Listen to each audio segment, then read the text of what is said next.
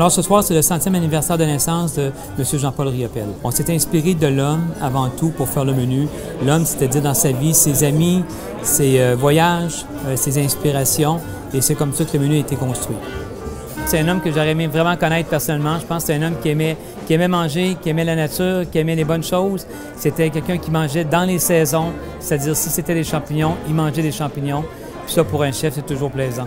Alors, un des premiers plats, le pétanque de Mingan. Pourquoi pétanque de Mingan? C'est que M. Riopelle partait de ça avec Champlain-Charret, pêcher dans le Grand Nord.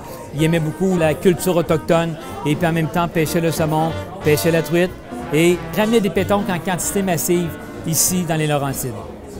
Ça fait 20 ans qu'on est dans l'édifice ici et ça fait 20 ans que tous les jours de travail, je passe devant cette toile qui est la roue.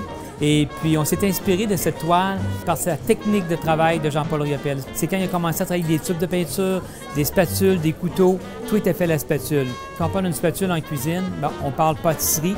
Et j'ai parlé avec Johnny, mon chef pâtissier, à dire, ben, il faut qu'on serve d'une spatule et qu'on fasse un dessert complet avec une spatule.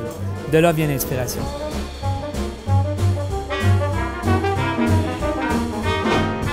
Alors ce soir, j'espère que les gens vont se souvenir de ce menu-là comme on peut se souvenir de ce grand homme, ce grand artiste qui est Jean-Paul Riopelle. Et j'espère être à la hauteur de sa créativité.